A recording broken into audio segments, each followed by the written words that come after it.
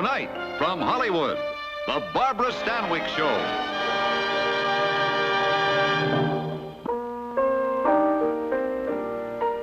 Good evening. Tonight, your gas company playhouse presents a gripping story about a woman lawyer and her fight for justice in that most poignant of all litigation, a contest for the custody of a baby.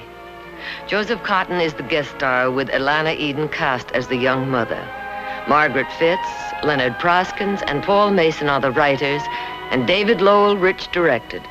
And now in just 60 seconds, the first act of The Hitchhiker.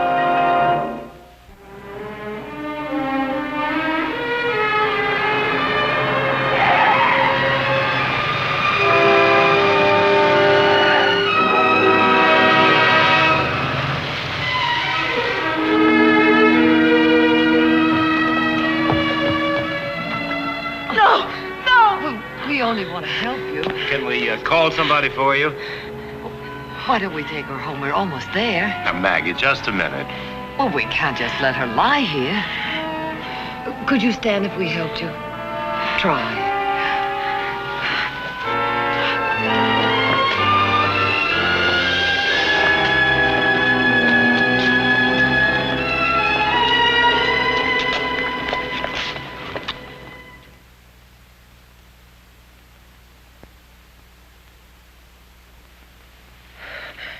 Who are you?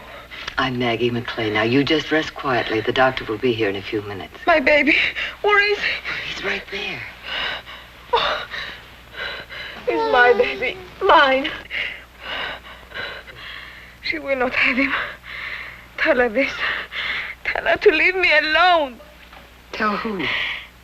The old missus. You know. No, I don't know. I don't even know your name.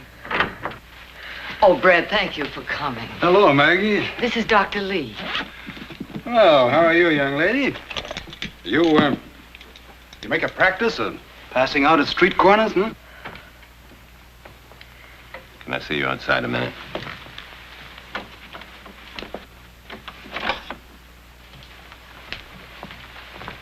You know that girl is Maggie? No, she won't tell me her name, but there's something strange about her. There certainly is. You know how much is in here? 62 cents. Take a look at that. It's a hospital ID bracelet. Freeland. Brian Freeland's widow. But that's ridiculous. The Freelands have millions. Well, it fits. Right accent, right age. The upstairs maid. And the backstairs baby. She married old Tess Freeland's son. Grandson. But what on earth is Brian Freeland's widow doing hitching rides in the middle of the night with only 62 cents? Well, perhaps old Tess refuses to pay off. Oh, she can't legally. When you're Tess Freeland, you can do anything legal. Well, everything's under control. Now, Maggie, can you cope with a baby for at least a week? Yes, of Oh, course. come on. I'm trying to write a book. What's the matter with her? When she wakes up, feed her. I doubt if she's had a square meal in a week. What about the baby? Oh, fat and fine. But the mother is half-starved. I think I'm about to get mad. Brad, why don't you go home? Hey, Mac, who is she? A character in one of your novels? I don't write pulp romances. Good night, Brad. Anytime, Maggie. You can't ever tell when I might need a good-looking lawyer. Good night, Mac. Night. Half-starved. How does Tess Freeland sleep at night? Oh, Tess Freeland's a villain, huh? In there before Brad came, the girl said to me, tell the old missus to leave me alone. Tell her she can't have my baby. She said that? Well, words to that effect. I didn't know what she was talking about at the time, but I do now. She's been in hiding. She's scared. Of Tess Freeland? Of course. Well, maybe she's right. If I had something that Tess Freeland wanted, I'd be scared, too. Hello. How are you feeling? Very well, thank you. Dr. Lee says you're strong enough to talk. Talk? Well, for a start, we'd like to know your name. Anna. Anna what? Anna Vondra. Anna, this is silly. We know who you are. Why do you have me here for 2 nights? Does she pay you? If you mean Mrs. Freeland, no. We have you here because we want to help you. Why? Because you need it. You cannot help me. Well, I've already made a beginning. Did you know that Mrs. Freeland is bringing an action to gain custody of your baby? I know that. Is that why you ran away? You didn't run very far. I had no money. Couldn't you find a job? I was afraid to try. I saw a few things. My baby was never hungry. The old woman thinks I'm not fit. Therefore, she will take him away from me. No one can take him from you except for cause. She will make a cause. She's rich. In this country, that's not enough. Anna, where were you born? Czechoslovakia. Didn't I read something about your coming from Germany? Germany? Never mind. It's easy enough to check. I went to Germany from Czechoslovakia. Anna, you realize that anything you can tell us about yourself, your past life... There's nothing to tell. It's not of your business. My sentiments exactly. Well, Anna, all this is silly. Now, you were born in Czechoslovakia. My father had a shop. He sold antiques. He was a gentle, kind man. When the communists came, they took everything he had. Everything. They had the power to do it, and so they did it. The old woman, she has the power to do it also, and she's going to use it as she wishes. But she has the power to do good, too. Now, her fund, the Freeland Fund, that brought you over here, didn't it? Why don't you let me alone? Why do you ask me these questions? Well, I'm sorry. I thought... Well, I jumped to the conclusion that you might want me to help you. What? Well, as I told you yesterday, I'm a lawyer. I'd like very much to defend you against this action of Mrs. Freeland's. You're joking. Will you take a chance on me?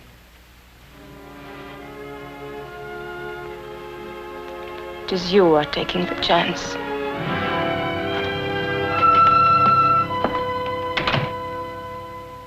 Oh, no, Mr. Fitzgibbon. There's not a chance of an out-of-court settlement. You're asking my client to put a price on her baby, which she naturally refuses to do. Well, thank you. I'll look forward to seeing you at the hearing, too. And licking the pants off you. Tess Freeland's attorney? Uh-huh. Well, I think it's all set. Of course. Did you think I changed my mind? Change it? You're not even using it, darling. This girl has hooked you by appealing to your emotions. Your generosity, your divine compassion, all these things I love in you. But they don't take the place of common sense. You don't like Anna, do you? No. She's cold, she's hard, she's evasive. But she's devoted to that baby. She starved herself to feed it. A mother cat would do the same. Besides, you don't like her any better than I do. Well, this isn't a charm contest. It's a matter of simple justice. As a matter of simple justice, wouldn't the child be better off with old Tess? Why? Because of her millions? She's got more than millions. She's got integrity. Maggie, I just don't trust that girl.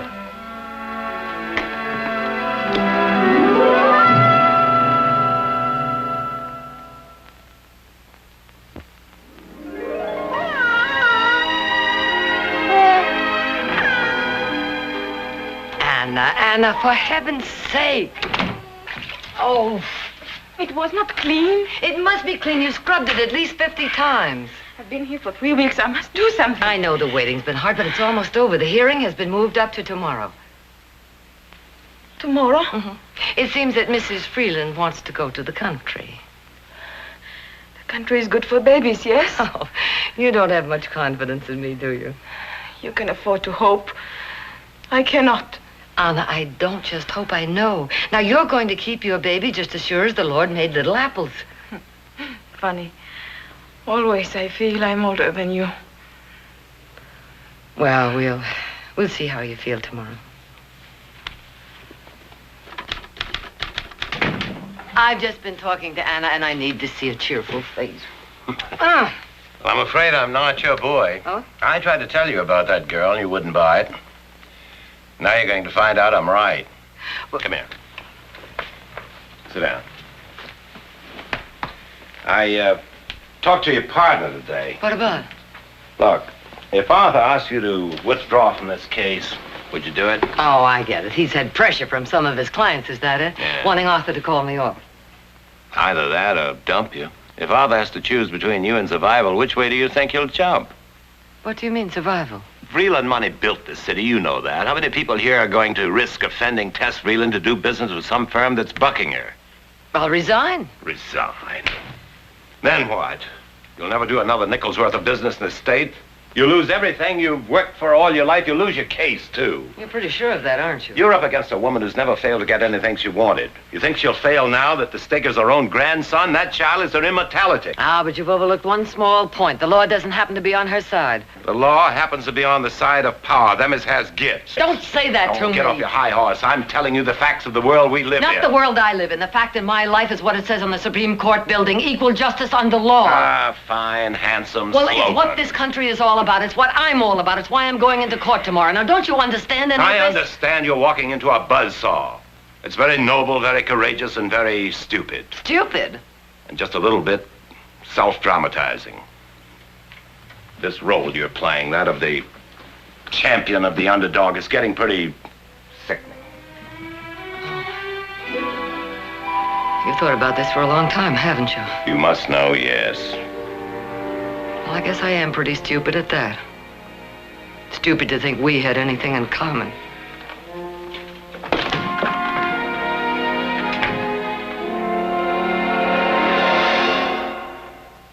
The petitioner in this case, Mrs. Teresa Freeland, is suing for the custody of the minor child, her great-grandson, Brian Freeland, Jr. This action is being defended by Mrs. Anna Vondra Freeland, the mother of the child. At the request of both parties, it will be heard in chambers. However, I will ask you all to remember that this is a court of law and the proprieties will be observed. Mr. Fitzgibbon, have you any witnesses to call? Just one, if it please the court. Bailiff? Would you step inside, please?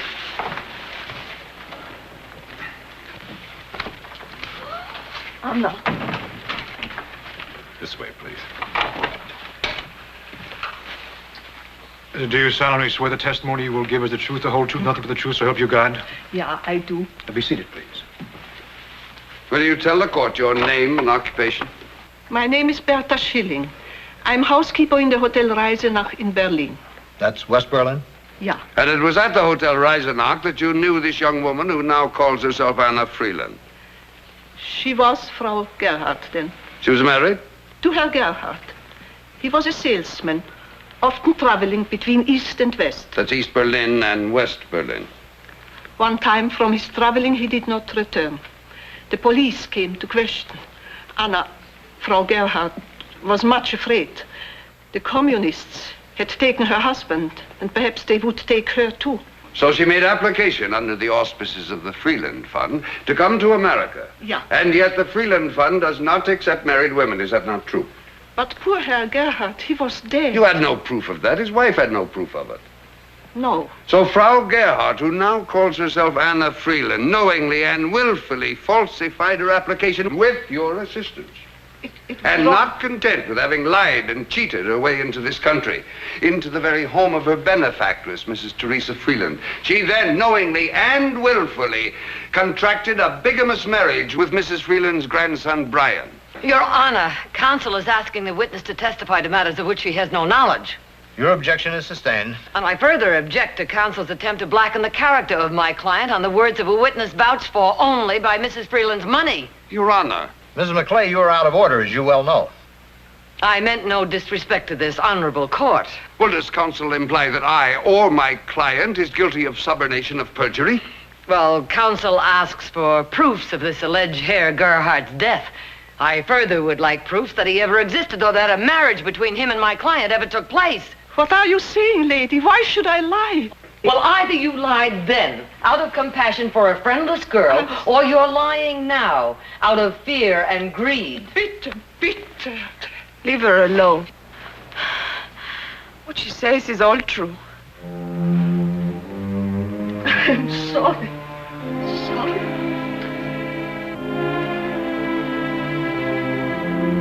Since it is nearing 4 o'clock, I will adjourn this hearing until 9 o'clock tomorrow morning.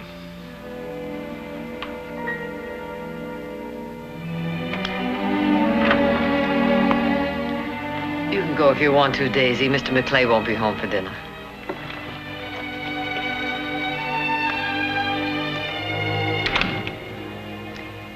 I'm I'm sure you understand my reasons for withdrawing from this case.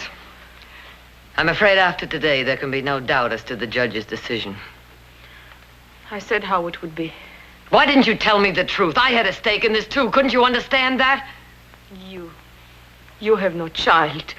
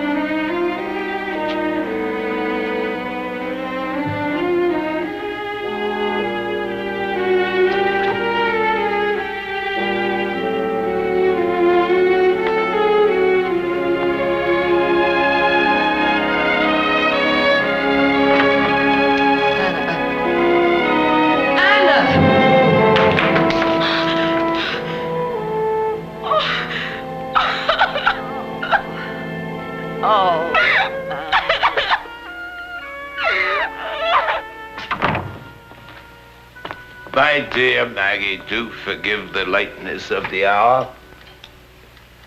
I have been engaged in research in the public library. Obviously. Tell me about yourself. How goes the battle for equal justice? I'll go to bed now. Oh, you imply that I'm drunk. Well, I am drunk. But in a good cause, with your sleeve in my helmet, if I may so I'm not phrase in the it. mood Maggie, for this. Maggie. Maggie, I said some bitter things to you. I said you were stupid, It self-traumatized. doesn't matter. You were right. I was jealous. Always have been a little. Because I wanted to be enough for you and I knew I wasn't. And there was this other thing, some words on a building. Didn't I say you were right then? No, I don't want to be right, understand? I want you to make your point, although half the time I don't understand what it is. I want you to be up there on your high horse with a feather in your hat. Oh, stop it, Mac. You're 24 hours too late. No, I'm not. You've got tomorrow. How did you know? Your partner. Well, then you know about Anna. Yes. Yes, I know about Anna, but you don't know about Tess. I told you I was engaged in research. Well, I quenched my thirst for knowledge at Christy Fannon's Bar and Grill in Arch Street. You know Christy Fannon? Well, Christy Fannon's father worked for Peter de Passifant. I bet you don't even know who Peter de Passifant is. Well, Peter de Passifant was old Tess Freeland's guardian. My contribution to the cause of justice.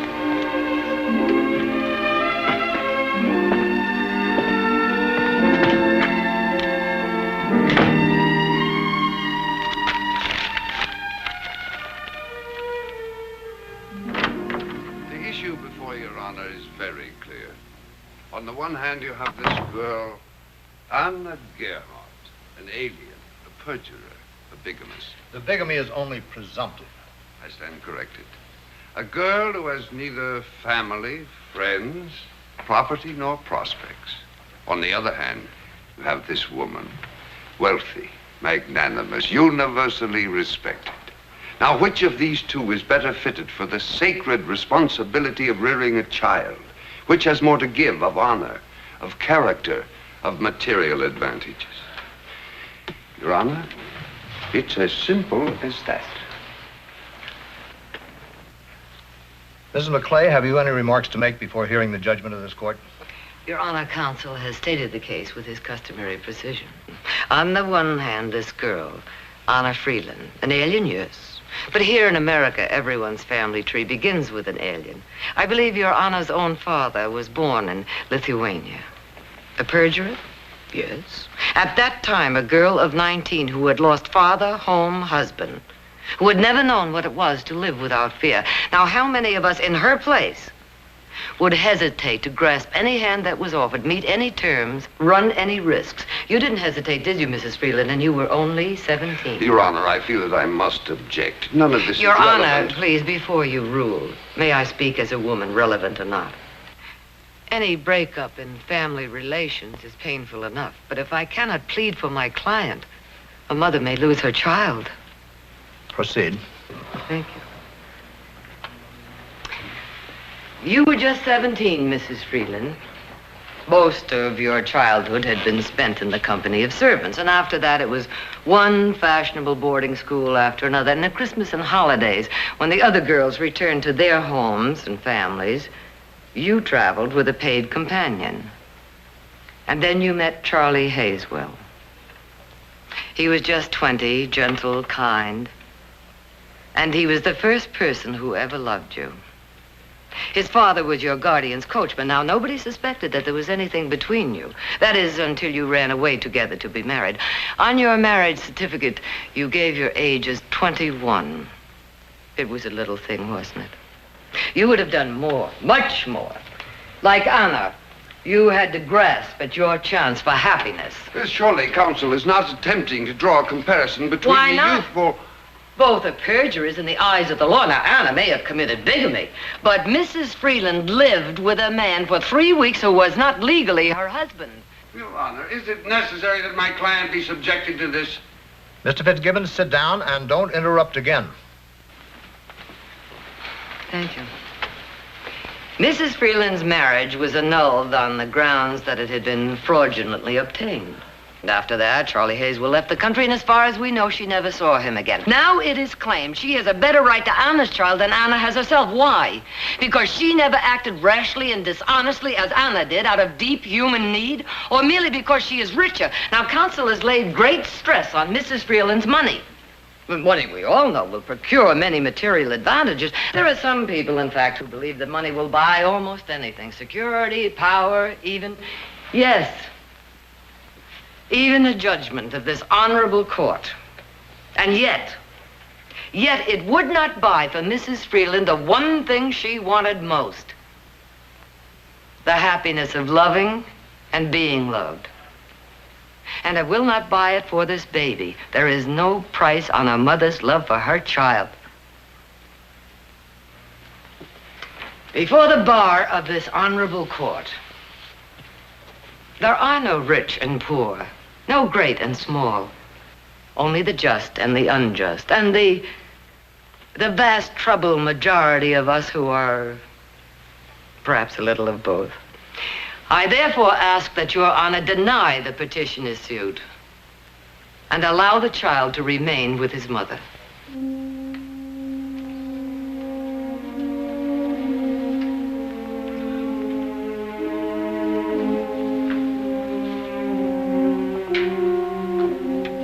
The suit of the petitioner, Mrs. Teresa Freeland, is denied. The child will remain in the custody of its mother.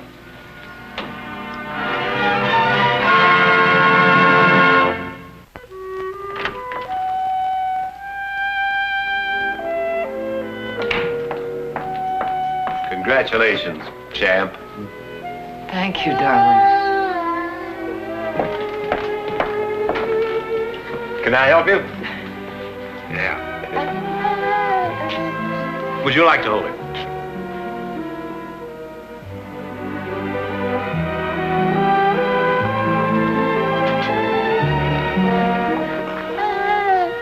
Thank you.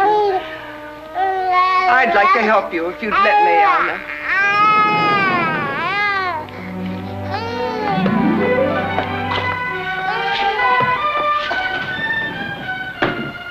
What did it say on that billing? Equal justice under... The law?